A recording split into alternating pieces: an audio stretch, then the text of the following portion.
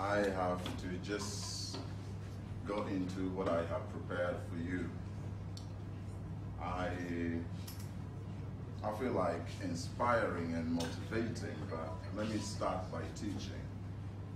Yeah? Because I know there are people who have come for the first time today, right? Yes. Do we have people who have come for the first time? Sawa? Yeah. So,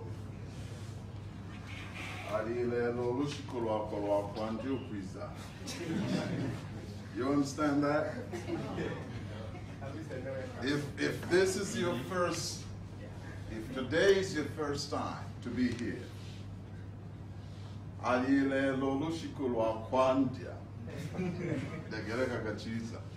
just listen to me. Yes. There's a lot of confusion today. A lot of confusion about these two words in Swahili. There's a lot of confusion, a lot of confusion, especially in Swahili. There are people who have gone to school and they were scoring A.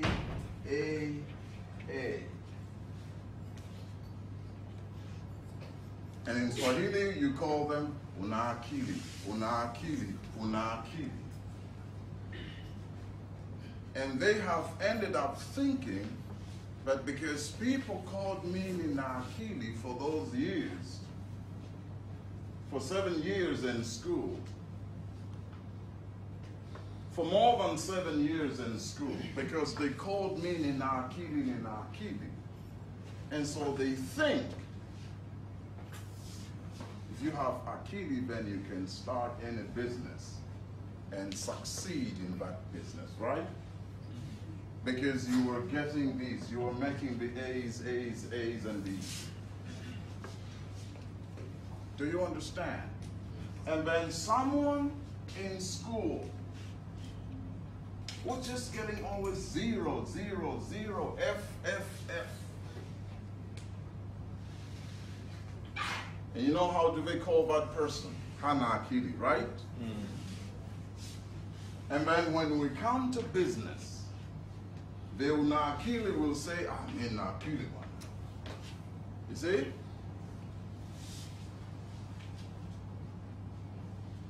Yeah? Are you hearing what I'm talking about? Yes. And this is eating most of us today. Because they called you Unakili, Unakili, and then you developed unknowingly the so-called pride of Unakili. Kiburi cha kuitwa Unakili.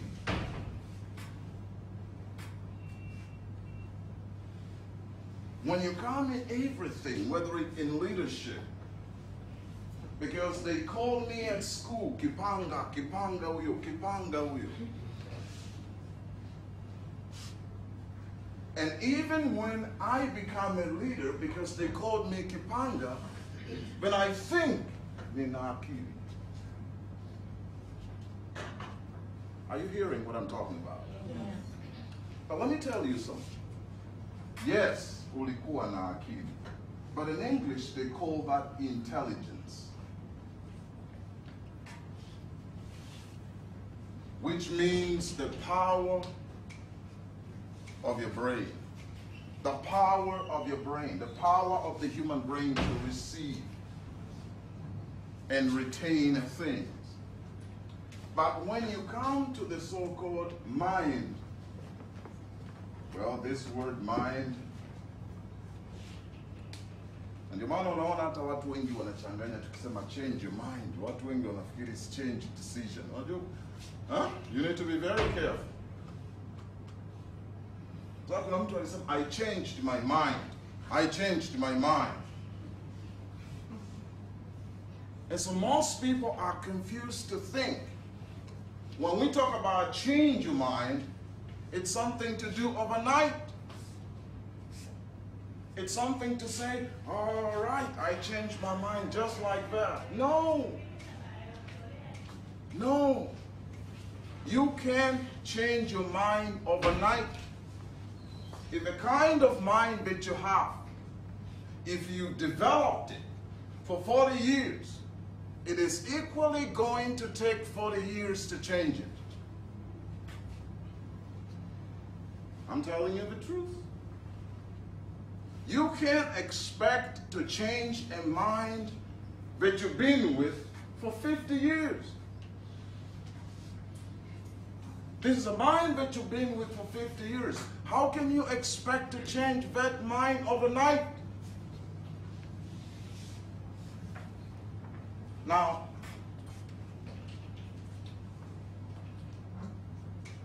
so you've actually, so let's get to an IQ, right? Sindio, eh? Yeah. IQ. Iki kitu nachotaka kuzungumza, what I want to talk about, ni kitu ambacho, I don't think if there are doctors who can talk about it. Kwa sababu sio kitu ambacho wanasoma hata wengine. Wao wanaanza na zile kadava, si ndio? Wakati wanasoma zile kadava, the mind is not there. Mtu anapokuwa amekufa, the mind is not there. Kilichopo ni brain. So watu wengi wanachanganya. They really confuse here. Kwa hiyo ndio maana tuna watu tunawaita slow learner. Na ndio maana unakuta kuna mtu fulani alikuwa hata mwandiko wake wa ovyo sana darasani, lakini leo in business ndio hao watu amefanikiwa. Huyu mwenye mwandiko ambaye alikuwa anakuwa wa mwisho darasani. Kwa nini tunakuja katika uhalisia wa maisha, halafu yule ambaye tulikuwa tunafikiri hana akili na mwenye A, halafu mwenye A ndio anashinda? Hakuna watu huko walikuwa ni hawajui kabisa hata kuandika. Hata mimi nimefundisha watu hata kusaini cheki yake hawezi. Wanajiita mimi wana ni mbugira. But they cannot do it. Lakini when it comes to doing what they do, their business, wanafanikiwa. Kwa nini? Halafu sisi wenye A, sisi wenye division 1, sisi wenye vyeti tunashindiwa wapi? Ni hapa. Sasa the word mind inatumika katika Kiingereza, inatumika katika kumaanisha vitu kadha, lakini nataka nizungumzie vya muhimu. Kitu cha kwanza, tunapotumia neno mind katika hii elimu ya mind, tunataka kumaanisha, I will use English please, nisamehe kidogo. Tunataka ukitumia mind, maana yake ya kwanza halisi ni memory content of the brain. Memory content of your brain. The memory content of your brain. Kwa hiyo lazima uwe makini sana. When we tell you change your mind, the problem is your mind. Lazima ujue kwamba tunapokuambia change your mind, tunamaanisha nini? Je, tunamaanisha memory content ya brain yako? Lakini namba 2, neno mind linamaanisha understanding yako, your understanding.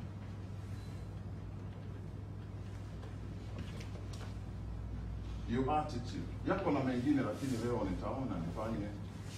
Maybe you will too. So your understanding, your attitude, you will. Lakini kuna kitu kingine nadhani nachelewa nikitaje, kinaitwa discernment.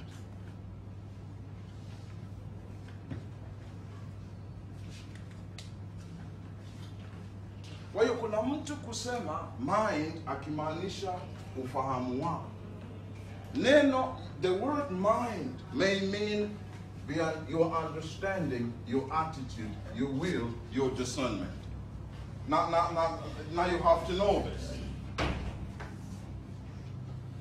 Understanding mind ya mtu haiwezi kuwa katika kila kitu. Kwa asili yetu wanadamu, kwa sasa, huwezi kuwa na mind katika kila kitu. Kwa maneno mengine, huwezi kuwa na ufahamu na mtazamo sahihi na ridhaa na upambanuzi sahihi katika kila kitu. Kwa maneno mengine, unaweza kuwa na akili, yani ufahamu na attitude na nini katika hiki, alafu ukawa huna ufahamu katika hiki, ukawa huna akili. Unaweza ukawa na akili ya kuishi vizuri na mke, sawa sawa, lakini ukawa huna akili ya biashara. Do you understand what I'm talking about? Are you with me? Maana yake, your understanding and attitude and will and discernment in that is not right. Unaweza kuwa na akili katika mambo mengine, lakini ukawa huna akili katika uongozi. Maana yake, your understanding and attitude and will and discernment ndipo penye shida. Are you with me? Yes. Lakini neno hilo mind, kumbuka linatumika kama memory content ya brain, lakini pia kumaanisha understanding, attitude, will and discernment. Number 3, takaja maeneo matatu. Linatumika kumaanisha decision. Na ndio hiyo tunayosema, why have you not gone? Why have you not gone to Morogoro? I just changed my mind. Right? Huh? I have just changed my mind. Right? Now, what I normally teach here is not about changing your decision. I don't share with people about changing decisions. I share with people about changing this thing. This is the most important thing. Are you with me? Yes. You need understanding, attitude, will, discernment. But let me tell you something.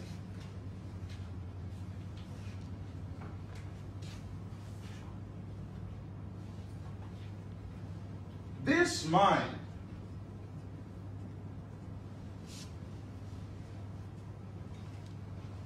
is a product of the memory content of your brain. Are you with me? This mind is a product of the memory content of your brain. And where do you get the memory content of your brain? The memory content of your brain is not inborn. The memory content of a person's brain is not inborn.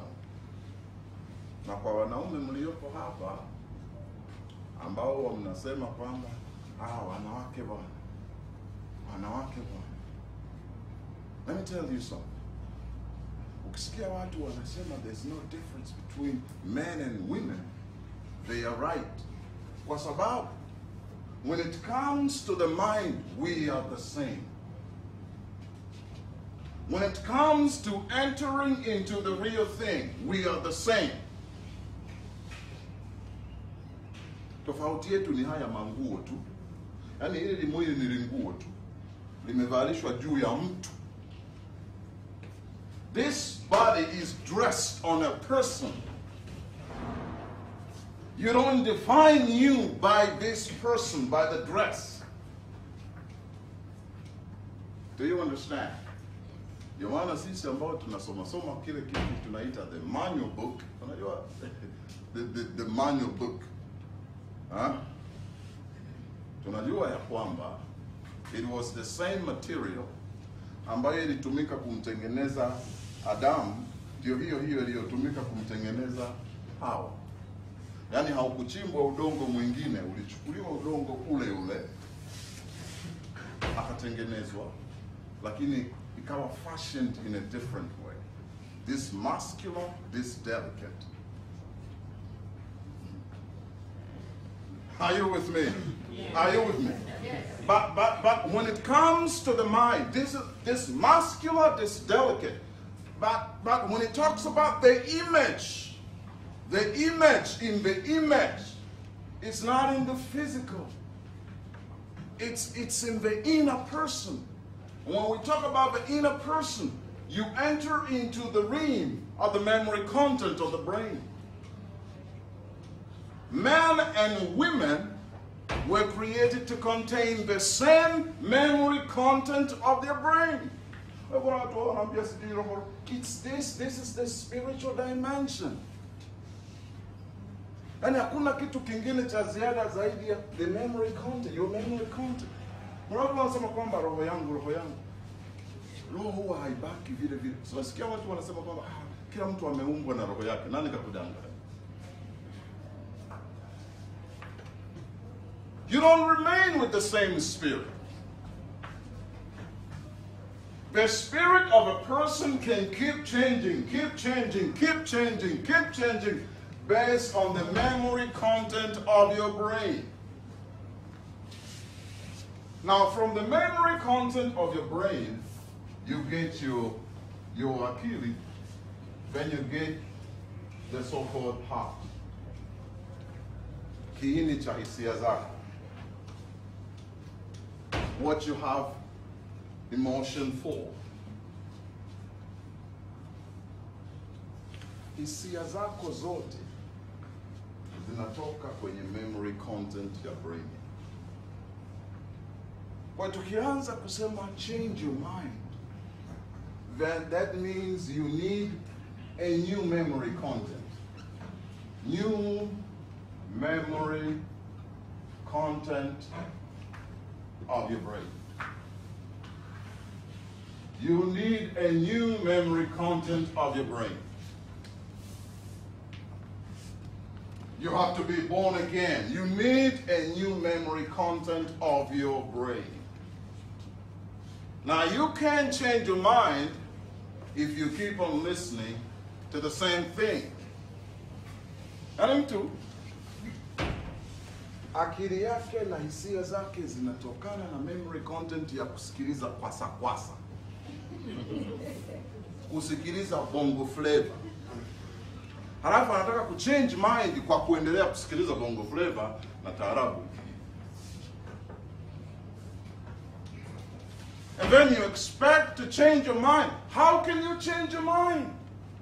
If you keep reading the same thing, watching the same thing, listening to the same thing. It's very unfortunate sisi tumezaliwa kwenye jamii, sisi ni watoto wa wale ambao walikataa to know the authentic us. I am still struggling to get to myself. I just want to be me. I have discovered that I can do a lot of things if I become me.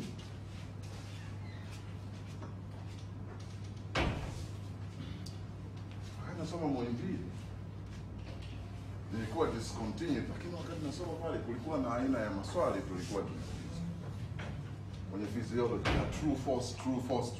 Yaani kuna penalty. Ni lazima uandike jibu ambalo una uhakika nalo. Hakuna kubuni eti kwa sababu ni multiple choice. Are you with me? Sasa kwa mfano naweza nikaandika swali. Who are you? Kama atakuwa nimepatia who are you? Sawa? And then nikaandika A, person. B, product. C, fish. Anishia.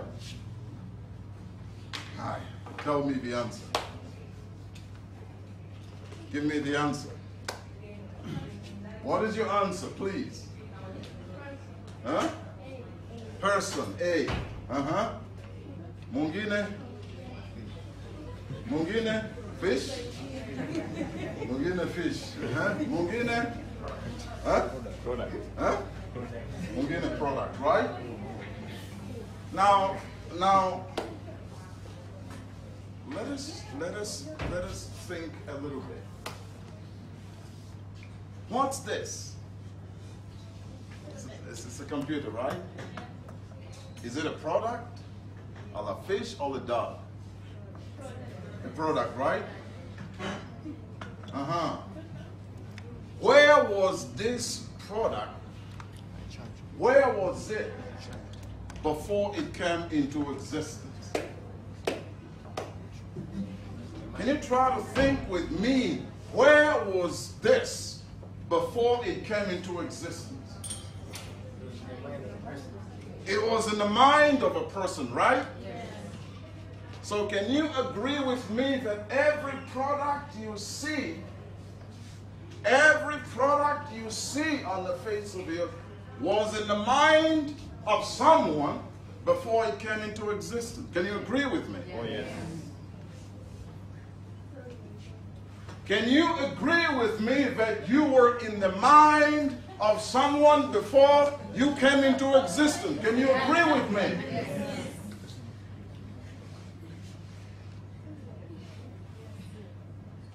Now the question is, do you know their standard? Do you know their standard? Have you gotten to the point of living? Do you know who begot you before you existed?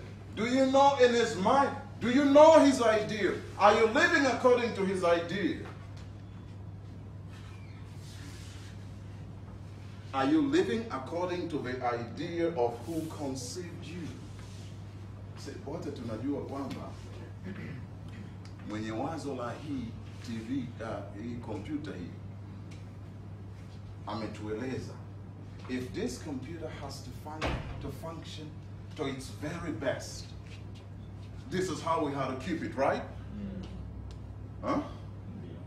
If it has to function to its very best, this is how to keep this computer.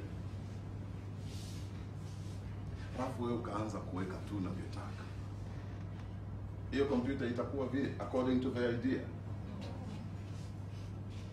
The computer will cease to be the very idea, right? Now, think of you as a product. You can be a person, because even dogs are persons, right? Sindio? Jamani, simesoma tensi, zile nafsi sijui ya ngapi, it sijui na shi, si nafsi zile. You are a product. You were in the mind of someone before you came into existence.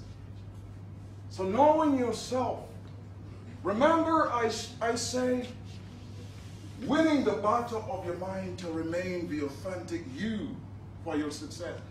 Do you already know? Do you already know what you were meant to function? Because if you don't know the authentic you can't function at your very best. And if you can't function at your very best, you are not you. Sasa, nimeshangaa sana. I think I experiment on things.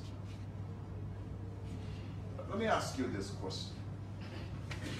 Hivi kama huu mwili haupi maji ya kutosha, can you claim to be you? Are you sure that you can function at your very best? If you don't give this machine, if you don't give it the water it was created to be given in order to function at its very best? Come on. Are you listening to me? yaani ukanywa tu vimaji kidogo, yaani kapita siku hujanywa maji.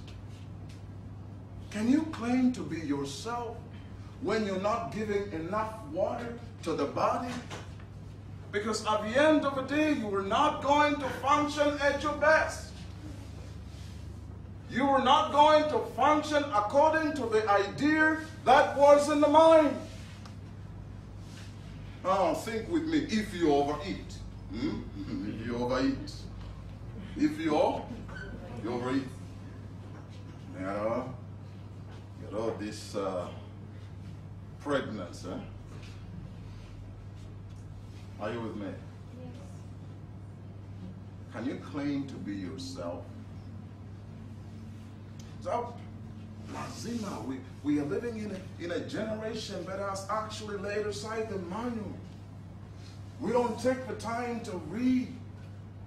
We have based our understanding of ourselves on opinions. So we live an opinionated life, not the authentic life. Can you claim to be you when you are an angry person? Can you claim to be you when you are jealousy, when you are envious, when you are hateful, when you are lazy? Can you claim to be you? Are you hearing what I'm talking about, right? Yes. Can I claim to be, if I sit around and I'm just lazy, can I claim to be me?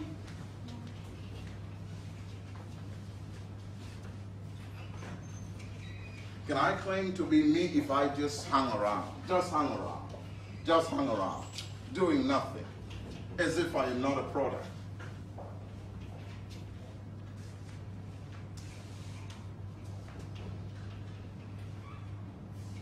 So knowing yourself, knowing your very self, the authentic you, is in knowing the idea. If you know the idea of your manufacturer, what was his idea? What was his idea for you when he manufactured you? Were you manufactured to be a lazy person? Were you manufactured to be a bitter person, to be a complaining person? Were you manufactured to be that kind of a person? Can you claim to know yourself if you were that kind of a person? I have come to realize no. And if you're hateful, short-tempered, jealous, envious, chasing, running around for illicit sex, you know, be honest with yourself. I'm grown up now. I have experience. I have experience. But you can't function at your very best if you do not live according. Hivi kweli gari inaweza kufunction at its best kama imewekewa makorokoro ambayo sio idea ya yule aliyeitengeneza? And that is why we have not even found ourselves, because we have forsaken to study from the mind. We've been confused so much. Kwa unakuta hata mtu anakumbatia hasira anasema this is me, this is me, this is me.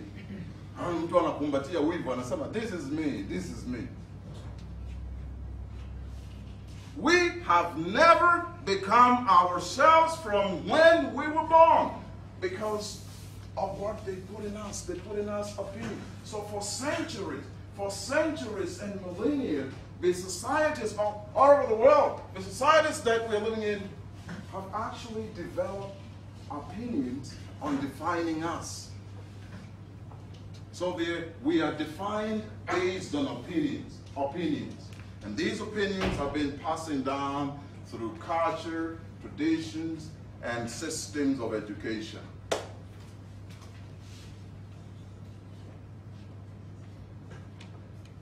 Because you go to school, you get all the opinion.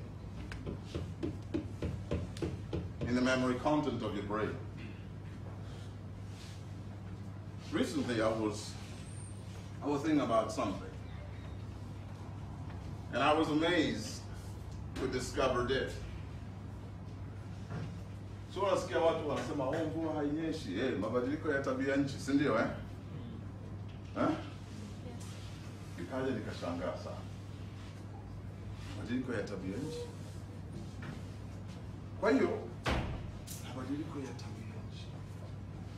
That was their view in those days. But ask yourself, think louder. They say think louder. Was rain the idea of people? I can ask you the same thing.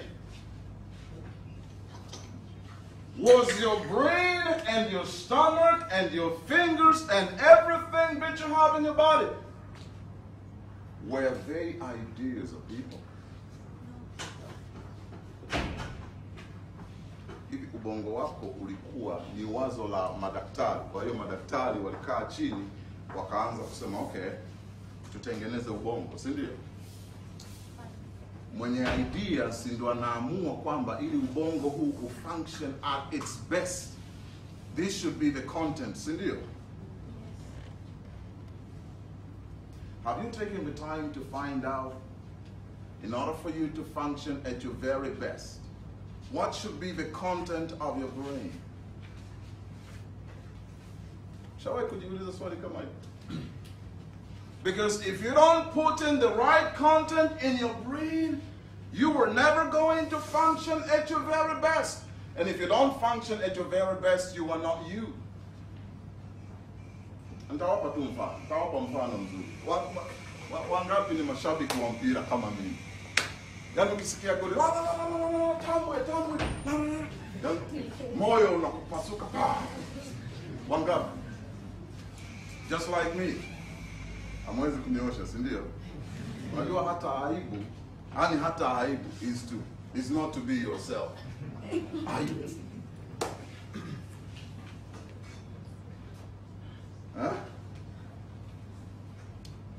Hebu tulia, jaribu kufuatilia wachezaji wa mpira. Watu ambao physically, yani they have kwenye miguu yao wana power, si ndio Anaweza kucheza mpira vizuri kabisa. Anaweza kuwa mtu wa ajabu, akaugandisha mpira. Wewe ukipewa tu mpira upiga hapa ule kule.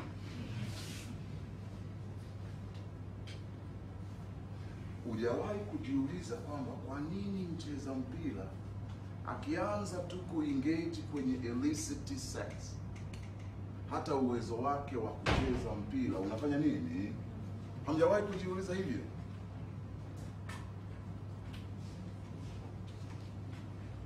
Hamjawahi kujiuliza hivyo? Because you can't develop your powers. Your powers cannot develop to the maximum if you don't find out to know your idea and start living according to the idea. Hapa ndipo sisi tumekosea. Na ndio maana ngoja niwaambie kitu kimoja. Unafikiri kwa nini Wamarekani huwa hawabweki kwa Waisraeli? Are you with me? Waisraeli wakinya kwenye meza, Marekani hasemi kitu. Sababu kule kuna product ya majitu. Na siri yao ni moja tu. Siri yao ni moja tu. The content of their brain. Brain zetu zinashindwa kufunction. Jiulize, kwa nini mtu akae aweze kuimagine? Alafu mimi naweza nikawa na imagine wanawake tu,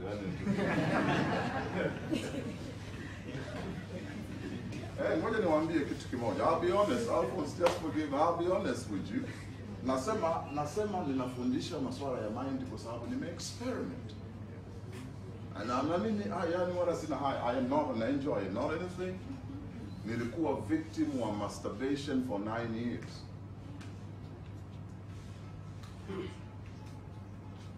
Sasa niulize nilitokaje huko? Na ninakumbuka nilivyokuwa ninakaa, si watongozi lakini nawapiga picha. With my eyes, when I go to sleep, I see everybody. And I can finish with this one, and that one, and that one, and finish.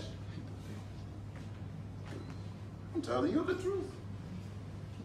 Na ndio maana hata sasa hivi, you can see that illicit sex, that drive is uncontrollable. Yani unaona kama haiwezekani. The problem is the content of your brain. Hapo ndo kwenye shida tu. The content of your brain. Kwa sababu haiwezekani. Unafukuza magazeti. Yani bwana, nipita Kariakoo natafuta magazeti yale yenye picha za wanawake wakubwa. Natafuta mapicha niangalie X-rated movies. Yani nasubiri watu wamekwenda kulala, mimi ndo nahangaika. Unafikiri mwisho wako utakuwa nini? Imagination yako ikiwa ikifungwa kwenye majitu hayo. You have passion. Unajua watu wanasema tu passion. You have hisia zako kali ziko kwenye nini? Ndio maana unakuta mtu hana hisia kali kwenye kazi, amekaa tu. Lakini ana hisia kali kwenye baby, ndio maana unamuona kwenye glass, kwa sababu una hisia kali naye. Na issue hapa ni memory content ya brain yako. Nime experience mambo ya love sickness kwa wanawake wengi tu. Na kila relationship niliyokuwa naanza inaishia njiani. Yani inavunjika. Halafu ninabaki ninaumia karibu mwaka mzima, yani najiuliza kwa nini? Kwa nini? Namshukuru tu Mungu kwamba sikufikia kwenye kujiua. Lakini hebu jiulize leo, kwa nini nakonda? Yani nakonda sana. Watu wanasema huyu jamani mgonjwa kabisa. Haiwezekani. Lakini kwa sababu ya kwamba umeachwa, unaendelea kumuona tu hivi. Hata ukimuona kabisa mtu mwingine ambaye sio yeye, unamuona tu yeye. Kwa kipindi nilikuwa natembea, mtu kakupiga kibuti, lakini ukiona tu mtu unafikiri ndio yeye. Ukiona tu mtu unafikiri ndio yeye. Wanapozungumzia masuala ya mind, ninajua first hand. Napozungumzia masuala ya heart, ninayajua kutoka huko. Last time Alphonse alisema hapa watu ambao watakaa mwaka mzima, kuna watu hawakutoka hapa. Kwa sababu wanajua kwamba ni ngumu, na shida iko hapa kwenye kitu tunasema change your mind. Watu wengi wanafikiri tukisema change your mind is change your decision. Wanafikiri it's just overnight. Unafikiri ilikuwa rahisi kutoka kwenye experience ya miaka 9 kufika mahali I don't have the desire. That memory is asleep. Umeshasikia kitu kinaitwa moyo mgumu Moyo mgumu maana yake ni kwamba kuna hisia za vitu fulani ila una hisia za vitu fulani. Kwa mfano, when people talk about hard work, you don't feel like, you don't have a sentiment. Yani, you don't feel like working hard. Unaona ni kitu ambacho hakiwezekani. Jamani, are you hearing what I'm talking about? Yes. Maana yake ni nini? Moyo wako ni mgumu kwenye kufanya kazi, lakini ni mwepesi kwenye kutaka kukaa tu. Huna hisia kali na kufanya kazi. Usipofanya kazi, you don't miss. It's all right. Are you with me? It's all right. Na ndivyo tulivyo, na ni matokeo ya kile tulichopokea. What have you received in the content of your brain growing up all these days of your life? Na watu wanafikiri kwamba haya mamiziki ya kizaire tunayosikia, mamuziki ya bongo flavor tunayosikia, sijui movie yote tunayoona, wanafikiri kwamba they have nothing to do with their mind and heart. Wanafikiri hivyo. Wanafikiri hivyo kwamba it's all right to listen. Wamemaliza mtihani, kuna kipindi niliwekwa kwenye group la watu wa masters, alafu wakaposti picha fulani, wamemaliza mtihani, watu wengi kweli picha ile wako kwenye ngwasuma. Anaimba nakupa taraka kwa shingo upande, yote yanaingia kwenye memory content ya brain itself. Hivyo unafikiri understanding na attitude na will na discernment za hao watu zitakuwa. Kwa sababu you can't have a mind beyond the memory content of your brain. You can't have a mind beyond that. You can't. Hawezi. Kwa hiyo ukishamuona mtu yuko hivyo, lazima ujue, tunasema moyo mgumu. Ukishamuona mtu unamwambia kitu fulani na wewe unaona hicho kitu ni kizuri kabisa, lakini yeye haimgusi, haingii akilini, tatizo liko kwenye memory content ya huyo mtu.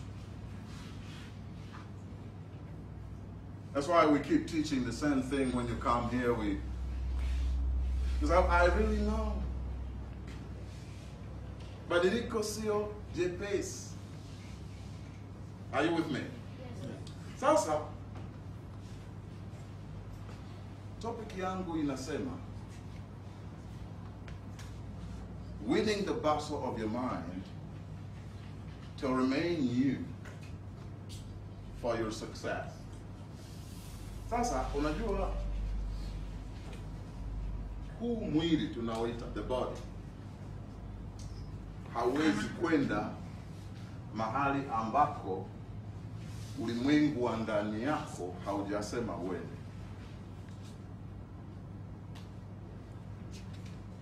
Kama kwenye huna kitu kwenye memory content ya brain yako kwa kufisema kwenye inner conversation.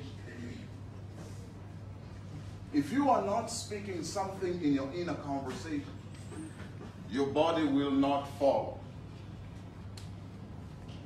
So you follow after. This body follows after what you speak in your inner conversation. Now, how do you know you? You know you. Unakuwa nikisema hapa, kuna kitu tunaita mind. Nimeshaelezea hapo, lakini tunazungumzia heart. Heart unazungumzia hisia zako zote, lazima uzijue. Lakini hisia hizi ndo zina dictate your actions. Ndo zina dictate. Kama mtu ukimpa kitabu, akianza tu kusoma hivi. Akianza tu kusoma hivi, hansikia mpaka kichwa kinamuuma. Lakini mpe gazeti la udaku, yani from page to page analo. Kwa nini? Kwa nini? Kwa sababu ana emotion hiyo. Hayo ndo mambo yanamfurahisha. Hayo ndo yako kwenye content, memory content ya brain yako. Ukimpeleka mtu kanisani, hajisikii kusikiliza. Lakini ukimpeleka kwenye mahali ambapo watu wanasema inabidi tumwage damu, yupo anasikiliza na anashangilia. Kwa sababu ya memory break content ya. Kwa hiyo kumbadilisha huyu mtu ni lazima kushughulika kile unachokizungumza. Ukitaka kubadilika kutoka nimebadilika kutoka kwenye vitu vingi. Na nimefanya experiment. Sio rahisi. Na ndio maana nyinyi vijana msiende huko. Kwa sababu kuifanya hii memory content hii iliyokufanya uwe hivyo, ubadilike, uanzishe, kwa sababu ubongo wa mwanadamu hauwezi kujaa. You cannot overload your brain. You cannot. It was designed in such a way that for the rest of your life, you will always have regions, empty space to fill in things. You will always have empty space. Hakuna cha kwamba sijui nimezeeka. No. You will always have empty space to fill in new things. You will always have empty space to start cultivating and developing a new memory content.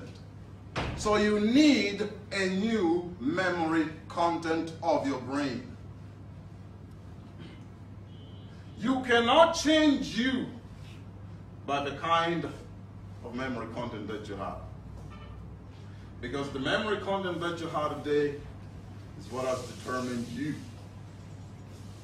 Jamani, tuko pamoja? Narudia hivi vitu ili kusudi mvielewe vizuri. Hai. Maana yake ni nini? Unapoanza kucultivate, kuanza kusikiliza mambo mengine, unaanza kusikiliza mambo mengine mapya, halafu unayapokea na kuyaretain. Sababu tayari hisia zako ziko kwenye hayo ambayo huyataki sasa. Kwa lazima sitakuwa huyu mtu, this person, atakuwa anakutaka kukupeleka kule tu. Kama hisia zako zilikuwa kwenye mpira, kuacha kusikiliza mpira ni issue, sio kitu rahisi.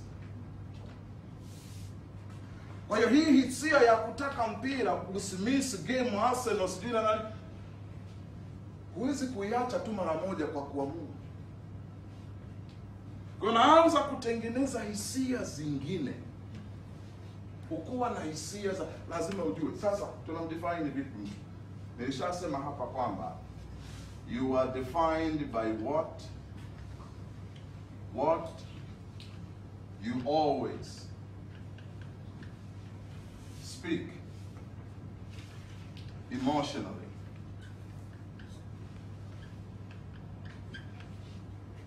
In your inner conversation. You are defined by what you always speak emotionally in your inner conversation.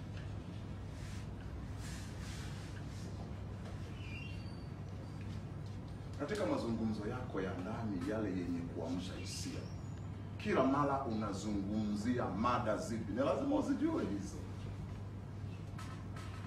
Usipozijua, you will never know yourself.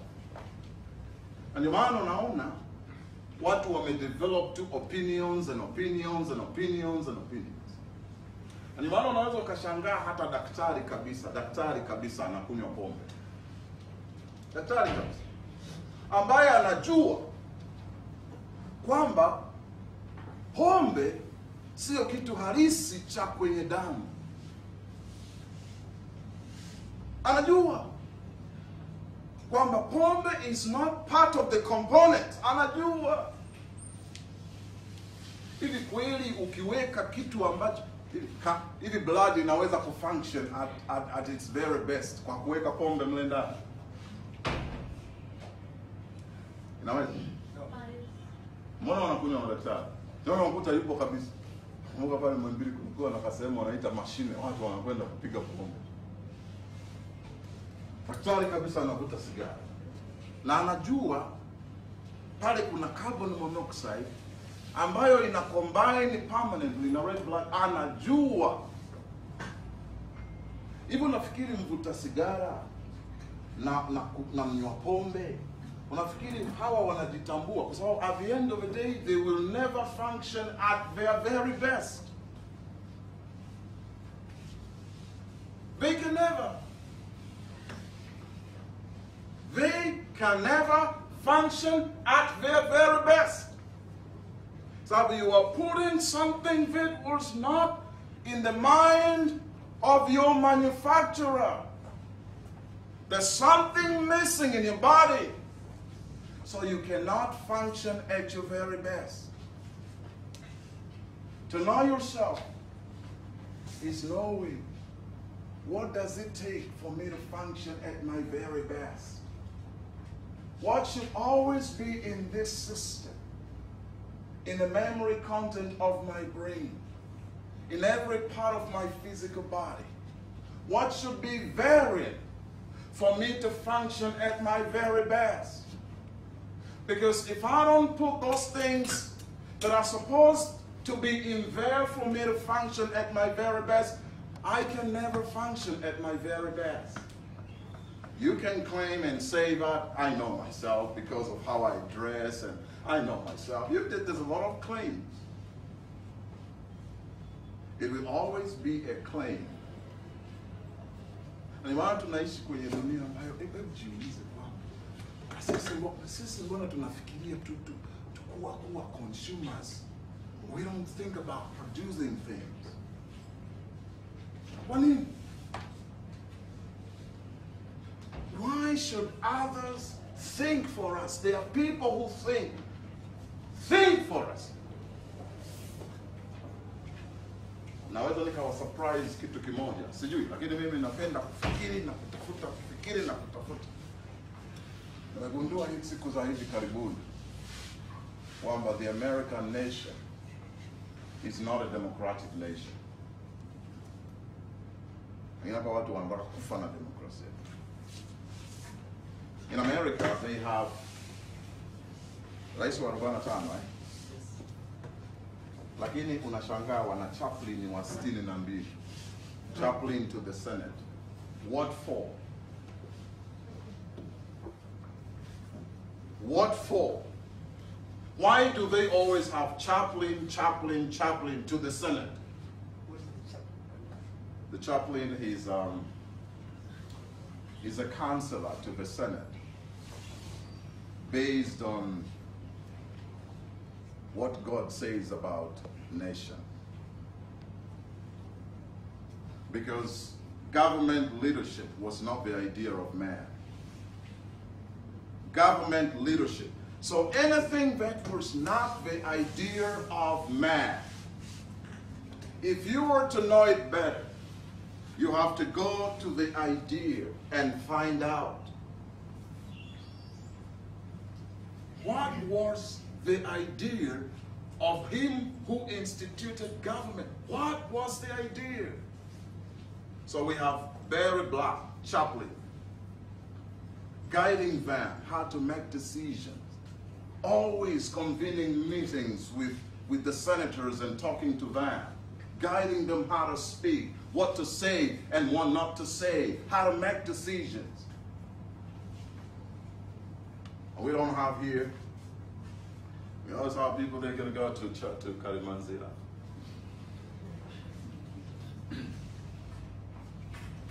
Na tunazungumzia about systems, the educational system, But tunazungumzia tu hiyo. Tuko watu hapa tunataka kufa. Kabisa. Kwa sababu tunaamini kwamba the problem is in the government. Lakini kwa sababu we don't function at our very best. And if you can't function at your very best, you can't even know you. You can't even see opportunities around you. Hivi karibuni nilikuwa naona mambo mengi sana. Nikagundua kwamba kumbe naweza nikagundua dawa ya ukimwi. Alafu nikaanza kudevelop kitu kinaitwa the study of the spirit, spiritology. Alafu nika nikagundua kwamba it's a possibility, lakini najua nikija hapa watu na opinions watagoma sana. Lakini nafanya experiment, it is possible. Right here in Tanzania. Nilianza hiyo hata kufikiria masuala ya native English speaking, watu wakawa wanasema ni upuuzi. It is impossible. Wengine wakawa wanasema, mtu mmoja aliniambia, no. Thinking in English is culture. You can't think in English. And I was saying, this is possible. You can do it. Sasa sisi tunataka kuwa watu wa kupokea tu, like fish. You swallow everything. You don't guide your mind. Now, after you have known, I want you to go and find out. I want you to go and find out. What do you always speak emotionally in your inner conversation? What do you always speak emotionally in your inner conversation? Look at the topics that when you speak, you feel angry. Look at those topics. Look at the topics in a conversation. When you speak, you feel hateful. Look at those topics. Look at the topics that when you always speak, you feel lazy. You don't feel like reading a book. You procrastinate. Look at those topics that you're speaking in a conversation. And see that they make the kind of a person you are today. So you can define yourself by looking at what you always speak emotionally in your inner conversation, because what you always speak emotionally in your inner conversation, that is what you become at last in your actions. Are you hearing what I'm talking about? Yes. Now you need a new person. What you need to do is to find out, how can I be a Bill Gates? How can you be a Bill Gates? How can you be a success? What does it take to be a success in this? How can I be Alphonse Gelato? Because you can get that spirit in it. You can. Let me tell you something. There is no one who can know you on the inside, but you can know you on your inside. The people can always see you on the outside, and sometimes they may not know they're really you, because the really you is on the inside. So most of the time they might probably come up with opinions about you. And most of us are satisfied to living the opinions of people about us. Ndivyo tulivyokuwa, unavunja tuka grasi, lijinga hili. Unabeba kwenye memory content ya brain yako. Ndivyo hivyo. Yani tatizo liko hivi, tunapotea mapema sana. Tunapotea mapema sana. Tunapotea, jamani, mmesikia nilichosema? Ndio. Tunapotea mapema sana. Tunapotea tukiwa bado wadogo sana. Sasa njia pekee ni kutafuta kujua. Kwa sababu I found out kwamba, kwa mfano ukikusanya, let's define this person. And I show you how to win the battle as I almost get to conclusion. Kwa mfano, mazungumzo ya nafsini mwako ya kila mara ni hasira. You're talking something, unazungumza mambo ambayo yanaamsha hisia za hasira. Na maana ukuta mtu kama, jamani, ninashindwa kidogo. Ninashindwa kidogo. Wanasikia tena wanafanyaje? Wanasonya Hebu nisaidieni kusonya. Yaani nashangaa mtu anajiuliza amesomea nini huyo hapa? Amesomea nini? Unashangaa. Kwa sababu the topics of inner conversation. Na watu wengi wamesema ndivyo alivyo, sivyo hivyo alivyo. Huyo ameshapotea siku nyingi, amekuwa kitu kingine ambacho sio halisi. Zile hisia ambazo zinaamsha chuki, hisia ambazo zinaamsha, kuna kitu kinaitwa envy.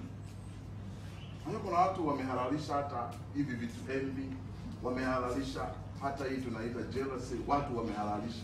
Hebu jifikirie, huwa unazungumza nini nafsini mwako? Jamani, tuko pamoja? Hata uvivu, hata mastarehe, yote hayo mazungumzo ya nafsini mwako ambayo yanakufanya ufikirie kwamba ujisikie vibaya kumisi fiesta.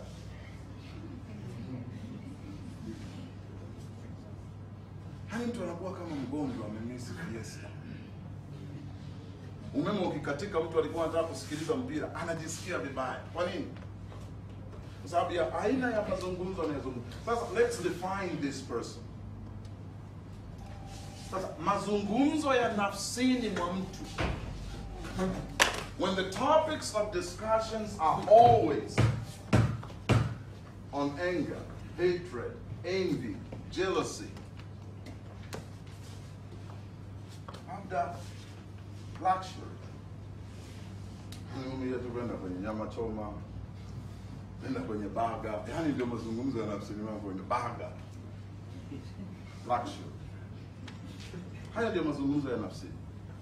Sasa tumwangalie huyu mtu ambaye mazungumzo yake ya nafsini, regular topics of discussions in his inner calm.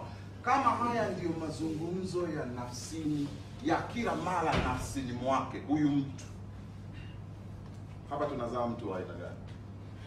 Kwa sababu the spirit of a person is known by what a person does speak, always in the inner conversation. Roho ya mtu tunaijua kwa yale ambayo mtu anazungumza kila mara nafsini mwake, yale yanayomwamsha hisia zake. Hatuioni, lakini tunaitambua kwa hayo mazungumzo. Sasa mazungumzo yakawa ni haya, maana yake ni nini? This is a short-tempered person, hateful, envious, jealous, luxurious person. Sasa mwangalie mtu wa aina hii, alafu mpeleke kwenye business, kwenye kufanya business. Huyu mtu wa aina hii mpeleke kwenye kufanya business, kwenye kuanzisha biashara kutoka chini, alafu afikishe billions of money. Mtu wa namna hii atafika? Atafika? Ndio maana mara nyingi huwa nawaambia hapa, mara nyingi tukizungumzia kina Bill Gates, lazima kwanza tuangalie who is Bill Gates. Hebu tuende tukasome historia yake na lifestyle yake. Ujiulize, pamoja na mahela yote hayo, anasoma vitabu, anataka kwenda wapi Bill Gates? Vitabu 50 kwa mwaka, Bill Gates unataka kwenda wapi na mahela yote hayo? Kwa sababu ndivyo alivyo ndani. That is his spirit. That is his spirit. Na hawezi kubadilika alivyo. Unanielewa ninachokisema? Ndio maana unaona hii Afrika iko hivi tulivyo leo. Nishangaa sana kipindi wakati uwanja wa Taifa unafunguliwa pale. Nisoma kigazeti fulani kimeandika kuna watu walikwenda kule kwenye vyoo siku ya kwanza ile, wakajisaidia, alafu wakachukua tu vitu, ameandika nipige chata langu, remember me, na kinyesi. Alafu tukiona wazungu kule. Do you understand what I'm talking about? Ufahamu wetu, akili zetu ziko wapi? Kwa hiyo tunayo nchi nzuri sana ambayo tunaweza kuibadilisha kwa kujua sisi ni kina nani. Nataka niwaambie, ni lazima turudi tukaangalie, hivi kweli aliyetutengeneza alitengeneza kiumbe chenye hasira? Aliyetutengeneza unajua eti watu wanasema it doesn't matter. Yaani kompyuta iseme it doesn't matter kujua. Hivi kompyuta tungejua kuzitumia kweli kama tusingesoma manual? Pia watu wameconfuse hapa, tuko kwenye utumwa wa hali ya juu sana. Kutojua kweli sisi tulizaliwa tuwe viumbe wa hasira. Hatukuzaliwa kuwa viumbe wa hasira. Hatukuzaliwa kuwa viumbe wa chuki. Hatukuzaliwa kuwa viumbe wa wivu. Hatukuzaliwa kuwa viumbe wenye wivu wa luxury. Hatukuzaliwa kuwa viumbe wa kukaa tu bila kufanya kazi. By the way, kazi ilikuwepo mapema sana. Kazi ilikuwepo, mwanadamu hakupewa kazi ili apate riziki. Chakula kilikuwepo cha kutosha, lakini bado mwanadamu alipewa kazi ya kufanya. Sasa usikae nyumbani tu pale eti kwa sababu hujapata kazi. Hivi pale nyumbani hakuna mtu mchapakazi. Mchapakazi lazima hawezi kukaa hivi tu. Lazima atafanya kitu kwa sababu that is the spirit of this person.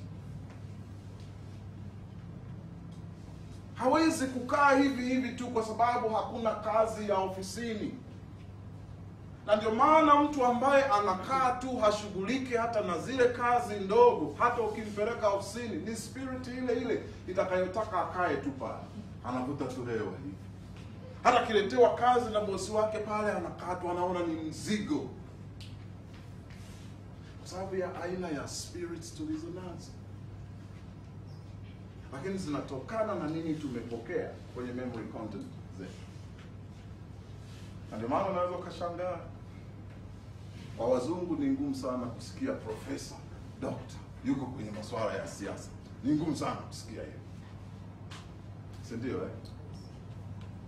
Lakini huku kila mtu, Mr. President, and a PhD. Mr. President, forgive me. How am I going to survive? Na PhD. Na PhD kabisa. Wakati kuna standard 3 wana survive. Halafu mtu na PhD anasema, how am I going to survive, Mr. President? Si ni kuidhalilisha hata hiyo PhD. Kwa sababu PhD lazima uweze kufanya kitu cha zaidi. Kama watu wa standard 7 wengine wana makampuni, lazima sisi ambao tuko za tufikirie kufanya zaidi. Na tunaweza, tukiweza kujua kwamba kumbe tulipotea mapema sana. Now let me tell you, if you are hateful, you are not functioning at your best. You surely can. Nimewapa mfano tu hapo. Huwezi kusema you are you kama hata maji tu ya kunywa ya kutosha. Kwa mwili utakuwa na shida. Na mwili ukishakuwa na shida hauwezi kufunction at its best. Mwanadamu hakuumbwa kuwa mgonjwa. Kwa hiyo yakiwemo mafuta kama mimi hivi napambana kuya mafuta, you can't function at your best. And if you can't function at your best, you are not you. Are you hearing what I'm talking about? So knowing you. Sasa twende kwenye hii. Sasa ninabadilikaje kutoka kuwa mtu mwenye hasira, chuki, wivu, starehe? How do I change from this kind of a person? Nimesema, you don't just decide to change. Deciding is one thing. You just start dealing with the memory content of your brain. Lazima. Yani kama ukiendelea kusikiliza yale, ni lazima ukatae. Hata kama yana make sense vipi. Hata kama ni nani anasema. Kwani si kuna watu tu wameandika vitabu, watu wanaheshimiwa na dunia, kina Darwin wamesema kwamba mwanadamu wa kwanza ametokana na nyani, si ndio? Si ndio?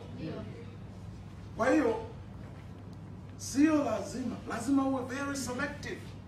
Kwa sababu vile ambavyo unapaswa kula balanced diet kwa ajili ya physical body to function at its best, ndivyo vile unavyopaswa kula the best food for your mind. What are you eating every day for your mind? Ni nini ambacho unaingiza ndani ya huo ubongo wako? Kwa sababu madaktari tumeingiza mavitu mengi. Kwa hiyo unakwenda kusoma hata huo daktari tayari ufahamu wako ni mwingine kabisa. Kwa hiyo discernment yako, nasoma tu nipate kazi, sio kwa ajili ya kuyaishi. Maana napiga pombe lakini nasoma udaktari, navuta sigara lakini nasoma udaktari. Kwa the end of the day ninaishi mvuta sigara, mnywa pombe, lakini ni daktari. Hivi hiyo elimu ya udaktari itakuwa imesaidia nini kama daktari mimi nitakuwa ninafanya vitu ambavyo ninajua kwa kuviweka ndani ya mwili wangu hauwezi kufunction at its best. Are you with me? Jamani, mnanisikia ninachokisema? Kwa lazima kupambana. Now I just want to be from an angry person, nataka kuwa a hard working person. Hard working person. Labda nataka kuwa mtu mwenye furaha. Unajua furaha sio kucheza muziki. Kuna watu wanacheza muziki lakini hana furaha. Maana anachowaambia, nataka kuwa, unajua sio kucheka cheka. Yaani kuna mtu anaweza kuwa anacheka lakini hana furaha. You want to be a joyous person, a hard working person. Kitu kingine ni nini hapo tuongeze kizuri? A kind person. Kind person. Unataka kuwa mtu wa namna hiyo. Unataka kuwa mtu ambaye si mwepesi wa hasira. Slow to anger. Unataka kuwa mtu wa aina hiyo. Hard working person. Na hard working kwenye nini? Lazima ujue. Kwani lazima ujue hard working kwenye nini? Unaweza kuwa hard working kwenye kuhamasisha watu waandamane, wachinjane. Unanielewa ninachosema? Kwa hiyo hard working kwenye kitu chenye manufaa. Wakati fulani nilikuwa nafundisha shule fulani, Wakenya na Waganda walikuwa wananiambia kwamba, of course Mtanzania mmoja alikuwa ananiambia, kwa nini Wakenya na Waganda walikuwa wanaaminiwa sana kwenye shule za English medium? Nikawa ninaambiwa kwamba they are hard working people. Na kweli mimi kama mtu ambaye nimekuwa nikitafiti haya masuala ya mind, unaweza kuona kabisa jinsi ambavyo wale ni hard working. Unaweza kuiona kabisa. Siku moja Mnyarwanda mmoja ndo akaniacha hoi, nikabaki najishika kichwa. Mnyarwanda anasema kwamba nchi yenu ni nzuri sana, unaweza kufanya kitu chochote hapa na ukafanya. Mnyarwanda. Ndo baadaye nikaja nikagundua huyo jamaa huyo wanayemuitaga dictator Kagame alidili na watu, anashughulika na watu zaidi. Ili kweli president wa nchi anaweza kumuita motivational speaker? Yule Rick Warren ameandika kitabu fulani kinaitwa The Purpose Driven Life. Umlete aje kufundisha, zuia taarifa ya habari. Si hapo watasema ananyima vyombo vya habari, eh? Zuia taarifa ya habari watu wasisikilize. Zuia nini? Alafu mweke Alphonse Chilato aanze kufundisha watu kujitambua TBC, kipindi cha taarifa ya habari. Alafu watu wako makazini, kwenye starehe, kwenye nini, fukuza. Weka jeshi njiani, fukuza watu wote wakimbie nyumbani wakaenda kumwangalia Rick Warren. Kumsikiliza Rick Warren anafundisha the purpose driven life. Hiyo ilifanyika Rwanda.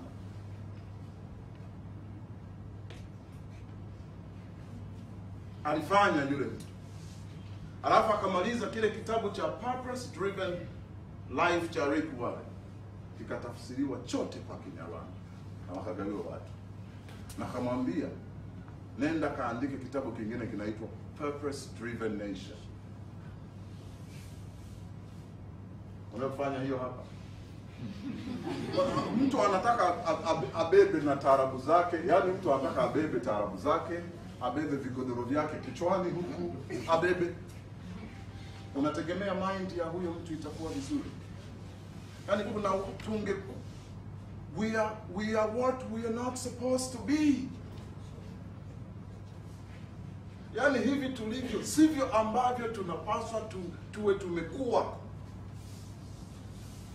Content huku kwenye content tumebeba manini?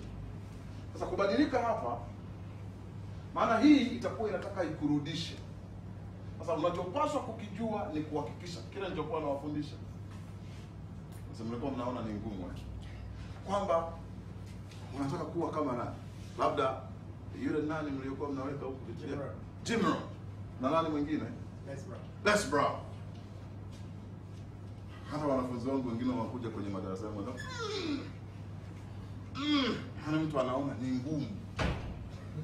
Ni ngumu kuanzisha memory content nyingine. Yes, ni ngumu. Lakini inawezekana. It is possible. You can cultivate a new memory content of your brain and put to sleep this one. This is an old memory content. It has determined the kind of a person that you are. It has determined your mind and heart. So you don't need it. Kwa sababu hii memory content ndio imefanya akili ulizo nazo, ufahamu ulio, roho yako iwe hivyo. Sasa tunataka mpya. Ni lazima sio kusoma tu kama unasoma magazeti ya nini yale. You need to feed. Hii iwe ni chakula. Retain, receive and retain. Kama vile ambavyo mnakalili definition kule na nini, haya lazima, haya mambo mapya yatakayokufanya uwe na akili na hisia kama hawa watu, lazima uyaretain kwenye memory content ya brain. Vinginevyo tutaishia kusema tu Maxwell, Oprah Winfrey, Bill Gates, nini. Tofauti yao na sisi hao iko hapa. Haya mambo ya macho, unajua urefu na nini, it doesn't matter. Kwa sababu mtu mrefu na mfupi unaweza, the spirit can be the same. Mrefu na mfupi wanaweza kuwa mtu yule yule ndani ya nafsi, kama watabeba the same content of the brain. Kwa hiyo kuna uwezekano wa kuwa like-minded. Tutaongelea masuala ya team. Kwenye masuala lazima muwe like-minded. You lazima muwe like-minded. Sasa ni vita. Unaanza kuingiza kidogo kidogo. Memory content hiyo ikiwa bado ni ndogo, huyu lazima atakurudisha tu. Kwa hiyo utarudi kwa niliandika sana, kuna kadayari kangu nilikuwa naandika. Nalia machozi, nimerudia kufanya masturbation. Nalia machozi, hapa nalia. Lakini machozi hayawezi kubadilisha hiyo. Si ndio? Alafu ninaamua kabisa, nasema sitarudia kabisa. Sitarudia kabisa. Lakini kumbe issue ilikuwa ni hii. Najikuta tu nimekaa miezi mitatu, najikuta tu nimesharudia tena. Kwa hiyo nilichukua muda, nikaendelea. Kwanza lazima uache kabisa. Tupa huko ma X-rated movies. Tupa huko magazeti ya vipita sijui vya wanapo. Tupa. Acha kusikiliza manyimbo yanayosuggest, yanayokuamsha hisia. Acha. Anza kusikiliza vitu vingine, retain vitu vingine. Alafu lazima uwe na muda wa kukaa. Alafu mtu anasema sana hapa, muda wa kukaa peke yako na kuanza kuvisema hivi vitu vipya ndani ya nafsi yako. Umetulia tu, unazungumza mambo, hata kama bado ni machache, lakini yazungumze tu pole pole. You are building this new person in you. You build this new person in you. Slowly you build this new person in you. Kwa hiyo pole pole, kadri siku zinavyoenda, unaanza kudevelop new emotions. New emotions. Ulikuwa unakasirika sana, unashangaa ukasirika. Kwa nini? Kwa sababu mazungumzo ya hasira usipoyakataa, na kwa msingi wakati mwingine unayakataa, yanakuja tu. Unakataa kwa sababu yamekaa ndani yako kwa miaka mingi. Wewe usikate tamaa, don't give up. Unajisikia uvivu wa kufanya kitu fulani, unataka kufanya, unajisikia uvivu. Unataka kufanya, ujisikii hisia. Endelea tu kufanya, lazimisha. Alafu yale mazungumzo yanayokutia hisia za kusikia kuchoka, yakatae na hiyo hisia ikatae. That is how you fight to win. Lakini ukiyaruhusu yakae, hayana huruma, Yaani mazungumzo yale yanayoamsha hisia za hasira na kukufanya huyu mtu mwenye hayatakuhurumia kwa sababu umelia sana. Mimi yale mapicha yale niliyokuwa nimeweka humu ambayo yalikuwa yananisukuma kufanya vile, kujimegea haraka haraka, hayalikuwa hayanihurumii. Yalikuwa yanakuja tu kila mara, yanakuja tu kila mara. Haya, mwingine anakuja mchana, unaoga tu wewe, unaoga, mapicha yanakuja tu. You understand what I'm talking about? Kwani lazima tena lazima uwe mkali kweli kweli. Lazima uwe mkali kweli kweli katika hii. Yani if you just abandon yourself carelessly, nakwambia you will never change. Huwezi kubadilika. Kwani lazima uhakikishe kabisa kwamba kwanza unajua haiwezekani ukawa mtu yule mpya ambaye hujamjua. Ni lazima huyu mtu mpya umjue.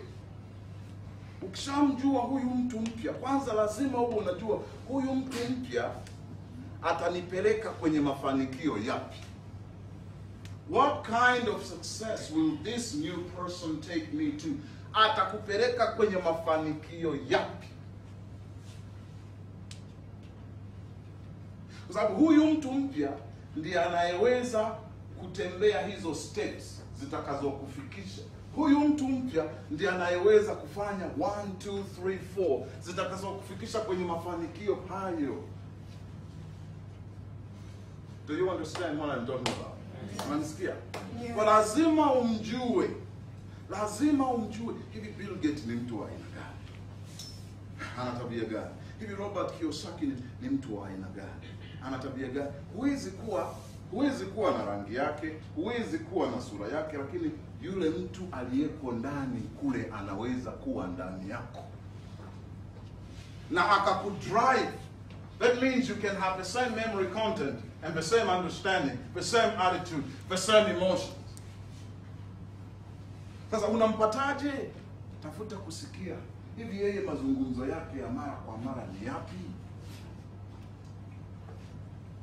Tafuta. Alafu hayo na wewe yaweke ndani ya memory content ya brain yako. Yawe ndio mazungumzo yako na wewe. Alafu yale mengine ambayo yanakufanya hivi ulivyo unakuwa unayakataa. Unasema, no, you are not me. I don't want you anymore. Umenifanya niwe maskini kwa muda mrefu, sikutaki. Umenifanya nijiabuse. Because if you don't know yourself, you end up abusing yourself. You end up misusing yourself. Tumejimisuse sana. Hivi kwa mfano mimi nilikuwa najimisuse tu vile. Nilikuwa najiabuse tu. Lakini nilipotea wapi? Nilipotea utotoni kule. Nilianza kupokea ile nilikuwa naona. Na inawezekana hii kesi ikawa sio ya kwangu tu, inawezekana bado mko hapa, hata mimi wengine wamepitia experience kama hiyo, na wengine inawezekana bado mko kwenye experience hii.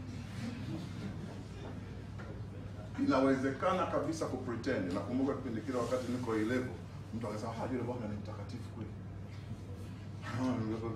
Nasema ni mtakatifu kweli, lakini nilikuwa najijua mambo nilikuwa nafanya mambo.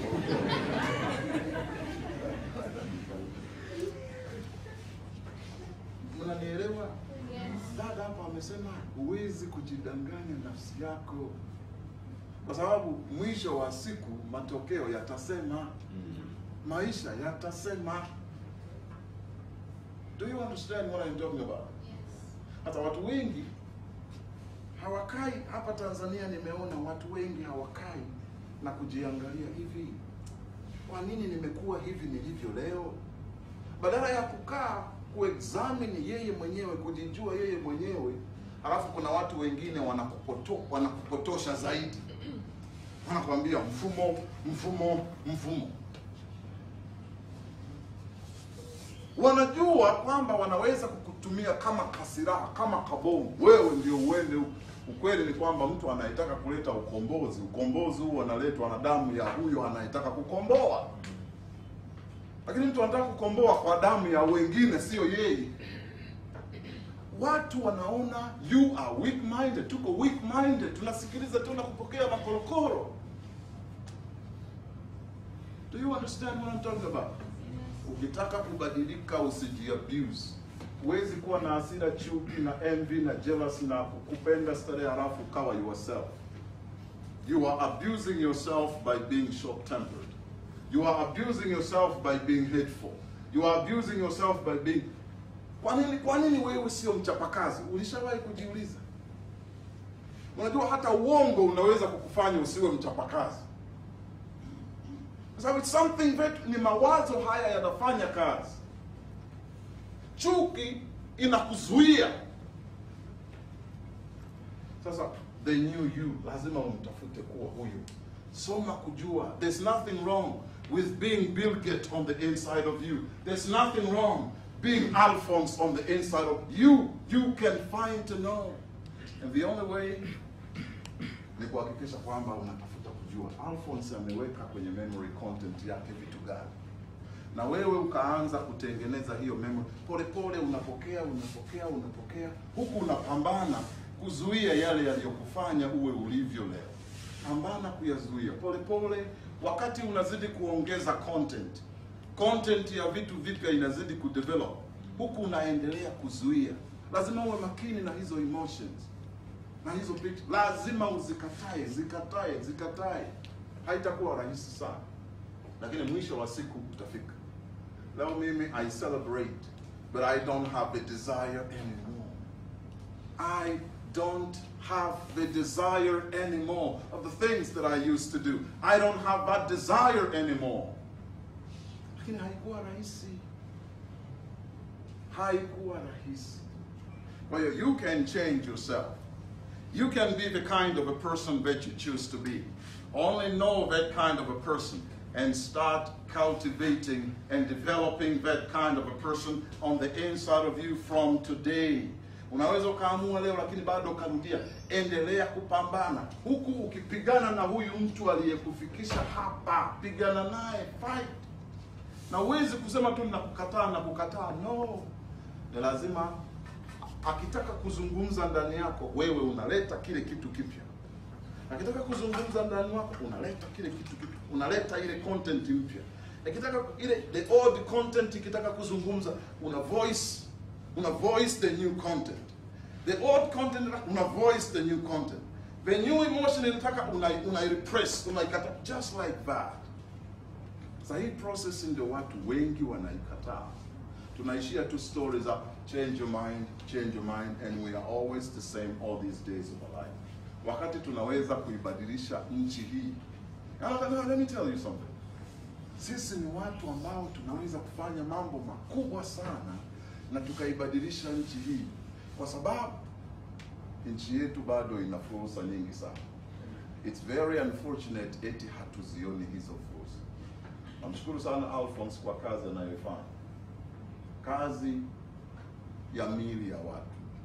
I am telling you, you can't know you kama mwili wako physically hauko sawa na memory content ya brain yako haiko sawa. Siku nyingine nitazungumzia how to determine the right mind, right thinking. God bless you.